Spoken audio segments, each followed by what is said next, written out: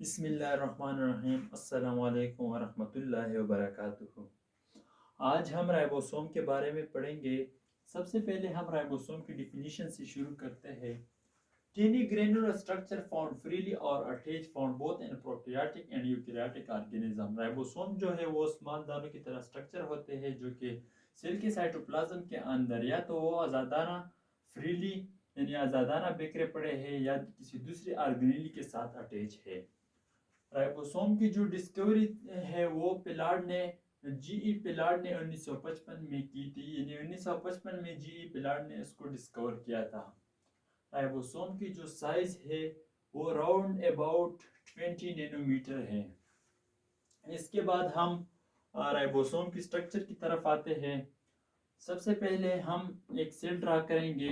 Cell के अंदर ये जो आपको नज़र आ रहा है ये न्यूक्लियस है और न्यूक्लियस के साथ जो अटैच है और सेल मेम्ब्रेन के साथ जो अटैच है ये एक ऑर्गेनेली है और इसका नाम है एंडोप्लाज्मिक रेटिकुलम। यहाँ पे जो आप राइबोसोम को देख रहे हैं ये आज़ादाना बिखरे पड़े हैं और यहाँ पे जो आप देख रहे हैं ये अटैच शक्ल में है यानी किसी दूसरी ऑर्गेनेली के साथ अटैच है। इसके बाद जब हम राइबोसोम को अंडर माइक्रोस्कोप देखें तो वो दो यूनिट पर मुश्तमिल होगा, एक स्मॉल यूनिट और दूसरा लार्ज यूनिट। ये जो एक दूसरे के साथ अटैच है तो ये मैग्नीशियम के थ्रू अटैच है। अब जब हम यूकैरियोटिक सेल की बात करते हैं तो वहाँ पर यूकैरियोटिक सेल में जो राइबोसोम की सेडिमेंटेशन है वो 80 है। यानी सेडिमेंटेशन उस प्रोसेस को कहते हैं जब हम एक ट्यूब के अंदर ऑर्गेनेल को डालते हैं तो वो जिस स्पीड से नीचे की तरफ आते हैं तो हम उस स्पीड को यानी प्रोसेस को हम सेडिमेंटेशन कहते हैं। यूकैरियोटिक में जब स्मॉल यूनिट के सेडिमेंटेशन को हम देखें तो 40 सेडिमेंटेशन होगा और जब लार्ज यूनिट को देखें तो वो 60 सेडिमेंटेशन होगा।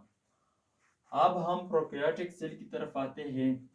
यहाँ पर प्रोकैरियोटिक सेल की जो सेडिमेंटेशन है टोटल वो 70s है और जब स्मॉल यूनिट की सेडिमेंटेशन देखें तो वो 30 होगा और लार्ज यूनिट की 50 होगा। इसके बाद हम फॉर्मेशन की तरफ आएंगे कि राइबोसोम की फॉर्मेशन किस तरह हुई है। राइबोसोम की जो फॉर्मेशन है वो न्यूक्लियस के अंदर आप न्यूक्लियोलस को जानते होंगे। एक डार्क स्ट्रक्चर होता है जिसको न्यूक्लियोलस कहते हैं और न्यूक्लियोलस जो है वो राइबोसोम को प्रिपेयर करते हैं। इसके बाद ये पॉइंट हमसे रह गया कि स्मॉल यूनिट के अंदर क्या होता है। स्मॉल यूनिट और लार्ज यूनिट दोनों के अंदर आरएनए होता है और प्रोटीन होता है, लेकिन स्मॉल यूनिट के दरमियान प्रोटीन 30 होते हैं और जो लार्ज यूनिट है उसके अंदर प्रोटीन 40 होते हैं। इसके बाद हम फंक्शन की तरफ आते हैं कि राइबोसोम का मेन फंक्शन क्या है। राइबोसोम का जो मेन फंक्शन है वो सिंथेसिस ऑफ प्रोटीन है, यानी ये प्रोटीन को तैयार करता है। किस तरह एक ये दो प्रोसेस के जरिए प्रोटीन को तैयार करते हैं, ट्रांसक्रिप्शन है और दूसरा ट्रांसलेशन है, वो हम बाद में पढ़ेंगे। और प्रोटीन के सिंथेसिस के लिए डीएनए दरकार होती है और आरएनए दरकार होती है और इसके साथ साथ राइबोसोम भी दरकार होती है। डीएनए से एक मैसेज आता है प्रोटीन सिंथेसिस के लिए और एक अमीनो एसिड राइबोसोम के ऊपर आ जाता है और इसी तरह दूसरा राइबोसोम आ जाता है और इसी तरह तीसरा और इसी तरह पेप्टाइड बॉन्ड बन जाता है और पेप्टाइड बॉन्ड के नतीजे में प्रोटीन बनते हैं। इसके बाद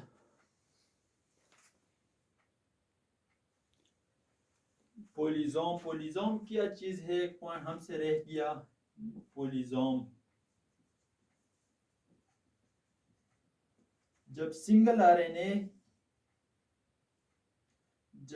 आरएनए के साथ एक से ज़्यादा राइबोसोम अटैच हो जाए ताकि वो कम वक्त में ज़्यादा प्रोटीन को तैयार करे तो इस स्ट्रक्चर को फिर हम राइबोसोम कहते हैं।